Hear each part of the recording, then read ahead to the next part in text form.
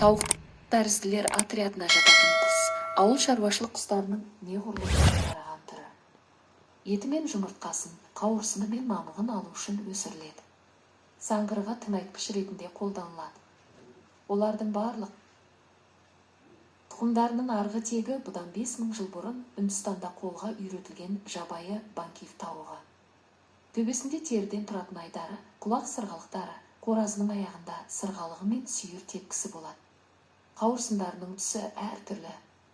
Көпшілік тұқымдарының артқы жіңішігі мен тұмсығы сары, кейде қызғылт қара болады. Тауықтардың денелері тығыз, табандары үнемі жер бетінде жүретіндіктен мықты, 4 саусақты, тырнақтары қатты жерлерді де қазуға бейімделген. Қаңқасы дала құстарымен салыстырғанда ауырлау. Қанаттары қысқа, ұша алмайтындықтан оларды өте сирек пайдаланады. Жұмыртқа салатын, балапандарын басып шығаратын қолайлы жерді өздері таңдап алады. Балапан өнімділік бағытына қарай ет жұмыртқа бағытындағы тауықтар деп бөлінеді. Сонымен қатар өндірістік мәні жоқ көркемдік және жауынгер тауықтар да өсіріледі. Жұмыртқалағыш тұқымы онша ірі емес. Мекиені 1, 7-2-2, қоразы 2, 5-3-2. Етті жұмыртқалағыш тұқымы сәйкесінше 2, 3, 2, 8 және 3, 4, 3, 8. Етті тұқымы 3, 3, 5 және 3, 8, 5 салмақтардан. Етті тұқымының балапандары, бройлер, тез өседі. Олардың жұмыртқаны жарып шыққандағы салмағы 38-41 болса, 7-8 аптада 1-5. Тауықтар жыныстық жағынан ерте жетіледі, 5-6 айда. Жұмыртқалағыш тұқымы басқа тұқымдарына қарағанда тез өседі. Жұмыртқалағыш тауықтар жылына орта есеппен 220-250 дана, ал етті тұқымдылары 110-220 дана жұмыртқа береді. Жыл сайын жұмыртқалау мерзімінің соңына қарай тауықтар түлей бастайды. Ол өнімділік бағытына және күтіп баптау жағдайына байланысты 2-3 аптадан 2 айға дейін созылуы мүмкін. Түлеу кезінде жұмыртқа салмайды.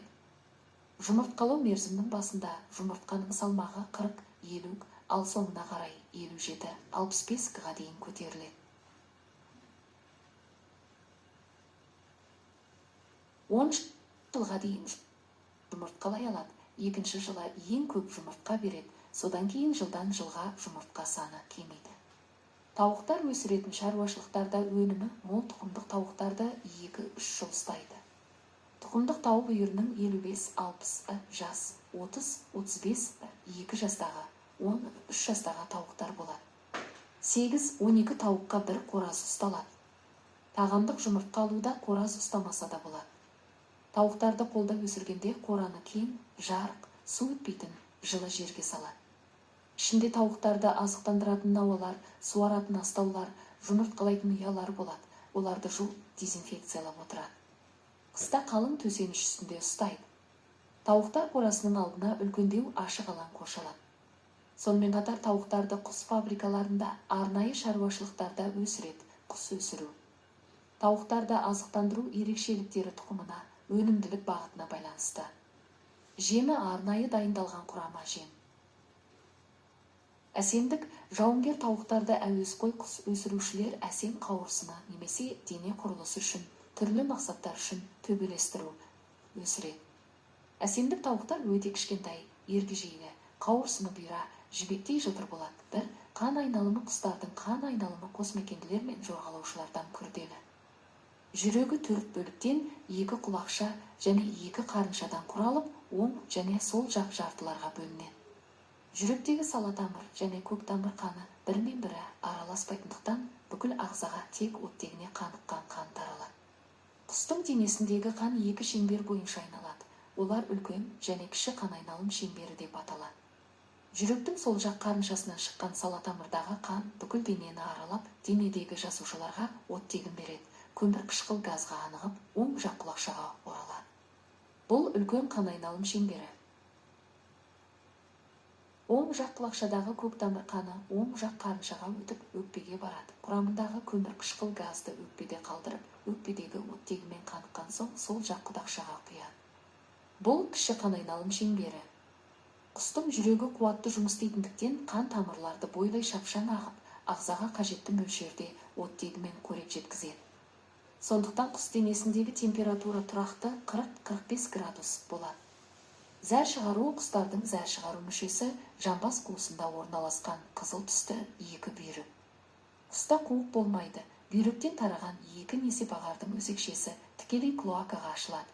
Екі қызықты фактілер: бір тауық жылына 250-300 жұмыртқа келеді. Жыл сайын бүкіл әлемде 51 миллиард тауық жасанды түрде өсіріліп, өмірінің 42 күні өлтіріледі. Әр секунд сайын шамамен 1900 құс сойылады. Ал үй жағдайында өсірілетін тауықтардың орташа өмір сүру жасы 10 жыл. Тауықтың басқа құстардан айырмашылығы ол ұша алмайды. Ғалымдардың айтуынша, мыңдаған жылдар бұрын олар мұндай қасиетке ие болған, бірақ біраз уақыттан соң қабілетін жоғалтып алды. Дегенмен кейбір тауықтар ұша алады, бірақ қысқа қашықтыққа 10 метр.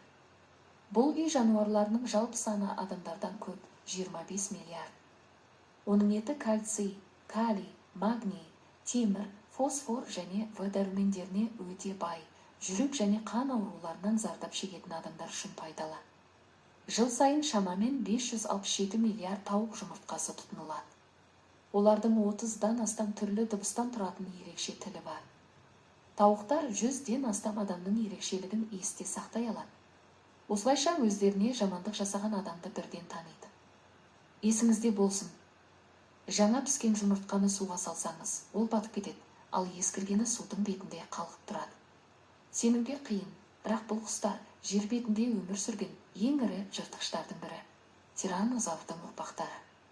Олар қараңғы жерде жұмыртқа салмайды. Жұмыртқалау уақыты келіп тұрса да, таң атқанын күтеді.